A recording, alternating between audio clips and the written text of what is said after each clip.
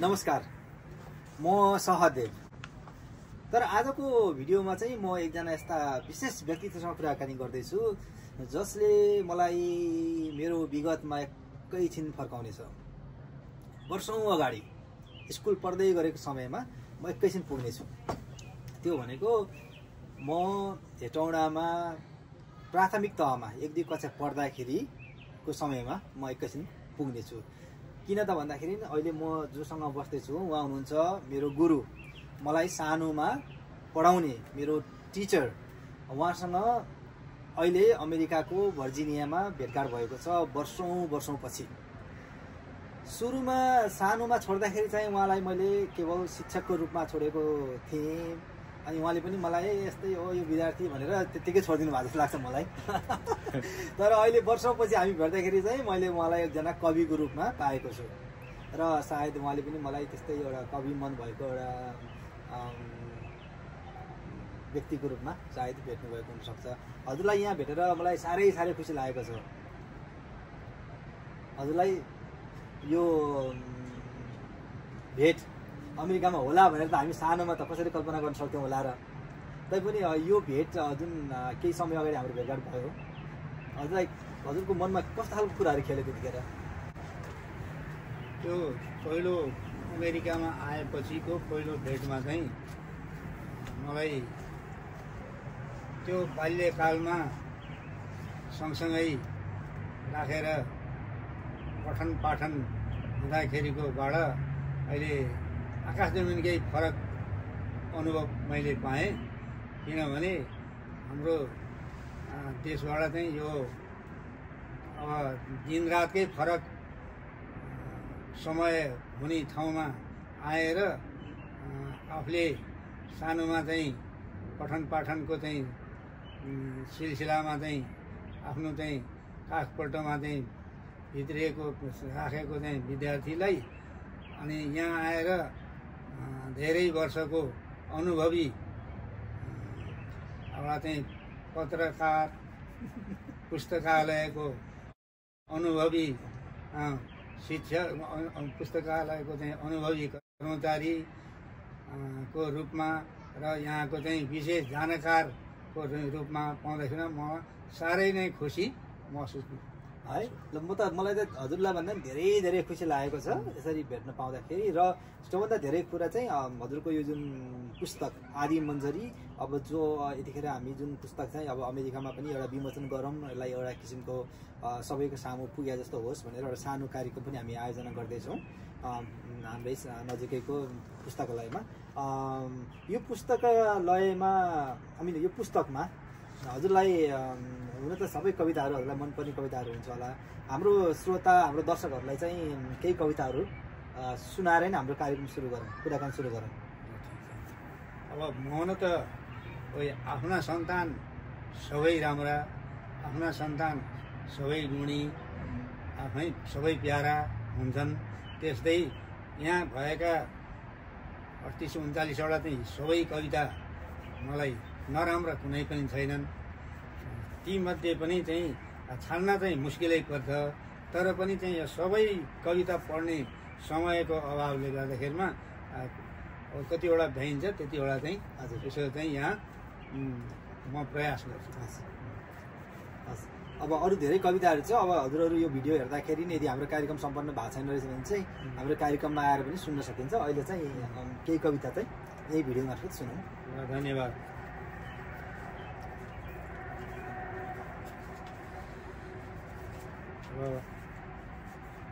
यो कविता यो चाहिँ सङ्ग्रह, यो चाहिँ आदि मन्जरी चाहिँ अब यो किताबकै चाहिँ परिचय, छोटो परिचय दिनु पर्दाखेरिमा चाहिँ मैले यो किताबको नाम चाहिँ आदि मन्जरी राख्नुको चाहिँ कारण मेरो आफ्नो चाहिँ इच्छा चाहिँ किन भन्दा पहिलो आदिको अर्थ पहिलो, मन्जरीको अर्थ पालुवा। त्यसो भएर मबाट प्रकाशित हुने यो मेरो पहिलो पालुवाको अर्थमा चाहिँ मैले यो किताब प्रकाशित गर्ने जमर्को गरेको छु। अब त्यसभित्रका चाहिँ विभिन्न कवितामध्ये अब पढ्नु पर्दाखेरिमा मैले चाहिँ एउटा सबैमध्येको एउटा दुईवटा पढ्दाखेरिमा चाहिँ म एउटा अभाव भन्ने कविता चाहिँ यहाँ पढ्ने चाहिँ प्रयास गर्छु।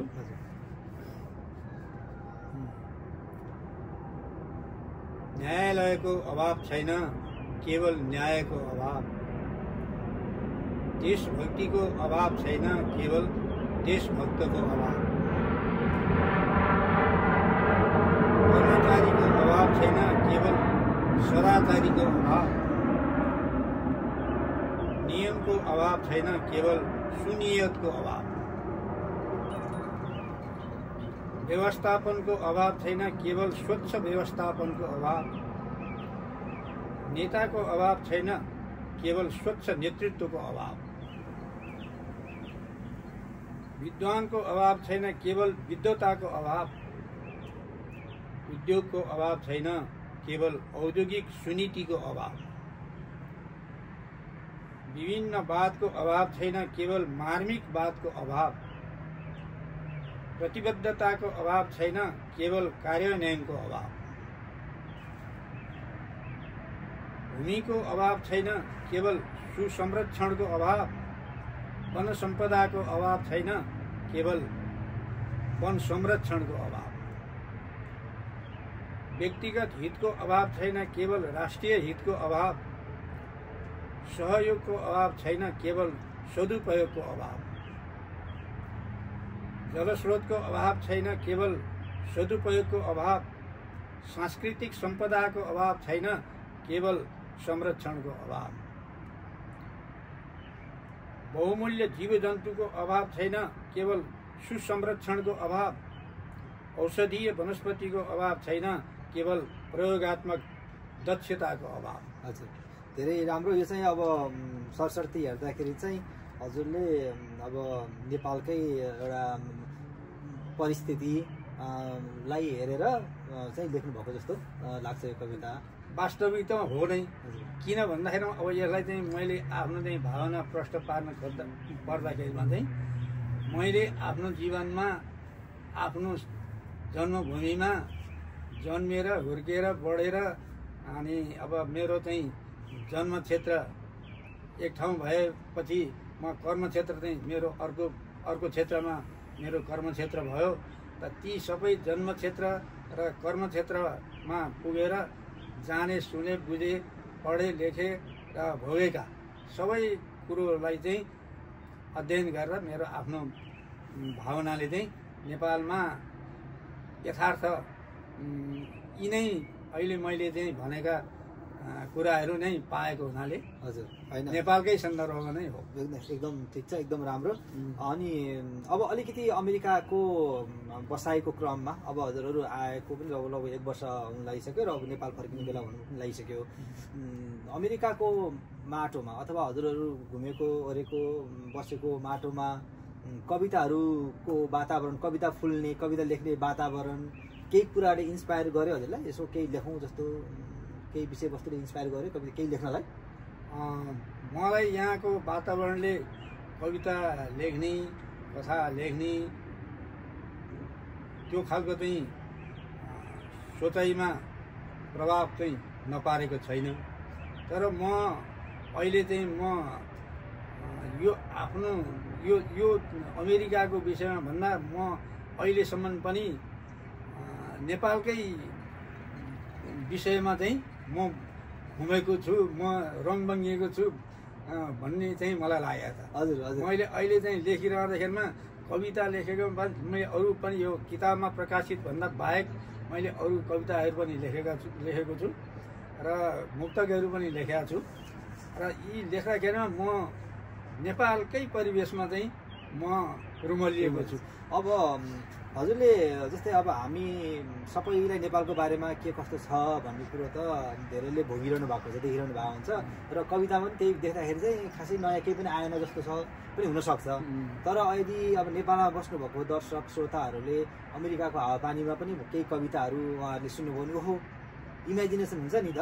जस्तै नेपालमा कोही अहिले सुनाउनु भएको कविता चाहिँ नेपालै नगएको कोही पनि मान्छे थियो र उसले नेपालको बारेमा केही पनि सुनेको थिएन भने उसले सुन्दा ओहो यस्तो है यस्तो छ है नेपालमा भन्ने कुरा लाग्न सक्छ। अब हामी सबैलाई थाहा छ है, अब त्यही कुरा देखिन्छ। अब तर अहिले चाहिँ हजुरले चाहिँ अमेरिकाको माटोमा त्यस्तो केही लेख्नु भएको छ भने त्यो सुनौँ, छैन भनेदेखि अर्को एउटा कविता पुस्तकबाट सुनौँ।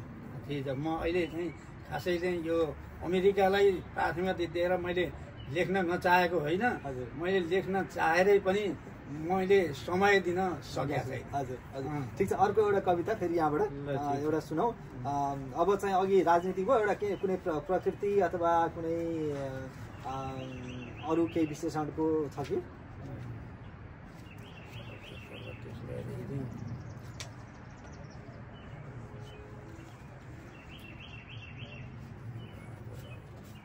यहाँ कविता धेरै राम्रो राम्रो चाहिँ शीर्षकहरू मैले यहाँ भेटिरहेको छु कविताको होइन। अब धेरै जस्तो कविताहरूमा चाहिँ अलिकति राजनैतिक द्वेष, अलिकति असन्तुष्टिहरू यहाँ व्यक्त भएको पाइन्छ।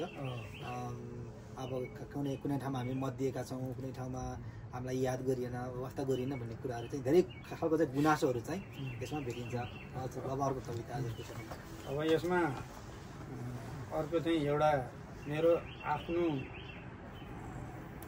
सोचाइ अरू समग्र सबैमा चाहिँ अरूको अगाडि चाहिँ आफ्नो सोचाइ राख्ने भावले लेखेको जस्तो लाग्छ मलाई।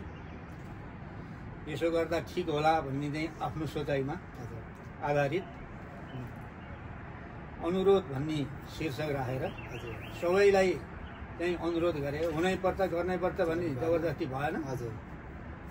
मेरो आफ्नो सोचाइ अनुसारमा यस्तो गरिदिए हुन्थ्यो भन्ने चाहिँ सोचाइबाट लेखेको चाहिँ छ एउटा अनुरोध शीर्षकमा। सूर्योदय अघि नै उठ्ने गरौँ, सर्वप्रथम योग गर्न बसौँ,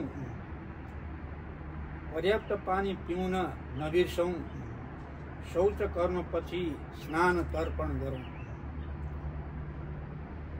जप तप पाठ गर्न बसौँ, सूर्य र पृथ्वीलाई नमन गरौँ, माता पिता र गुरुको आदर गरौँ, त्रिकोणात्मक लगानीलाई नभुलौँ, अहिंसा परमो धर्मलाई अँगालौँ, आहार विहारलाई जीवनोपयोगी बनाऊ, आफूले आफैलाई कहिल्यै नठगौँ, अमूल्य समयको सदुपयोग गरौँ, सके आत्मालोचक नै बनौँ, नसके स्वस्थ आलोचना स्वीकारौँ, सदाचारलाई जीवनाधार बनाऊँ, दुराचारीदेखि सजग रहौँ, प्राणी जगतको अध्ययन गरौँ, आफ्नो श्रेणीको महत्त्व बुझौँ, मानव जीवनको अध्ययन गरौँ, विवेकशीलको यथार्थ खोजौँ, नैतिकवान बनौँ, नैतिक शिक्षा फैलाऊँ, सदाचारी बनौँ, सदाचारको बोध गराऊँ, दयनीयको मर्म बुझौँ, दयालुको भूमिका निभाऊँ, ईमानदारको पर्याय बनौँ, ईमानदारिताको ज्ञान दिलाऊँ, राजनीतिज्ञ हुने प्रयास गरौँ, सत्ता पिपासु भावनाबाट बचौँ, नित्य योगाभ्यासी बनौँ, परोपकारी भावना जगाऊँ, कर्मशील बनौँ, संस्कारको जगेर्ना गरौँ, धनार्जनमा सन्तोषी बनाऊँ, ज्ञानार्जनमा असन्तोषी रहौँ, भ्रष्टाचारको अर्थ बुझौँ, आर्थिक पक्षलाई मात्र नसोचौँ, नैतिक भ्रष्टाचारबाट बचौँ, नैतिक भ्रष्टाचार नै निकृष्ट बुझौँ,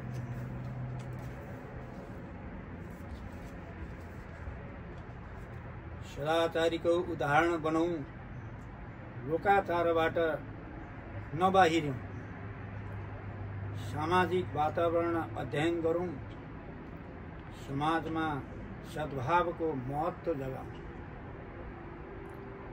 परोपकारलाई जीवन्त राखौँ, अहङ्कारलाई परम शत्रु ठानौँ। पिता माता र गुरुलाई ईशांश मानौँ, कर्तव्यलाई कहिल्यै नभुलौँ। कर्तव्यलाई कहिल्यै नभुलौँ।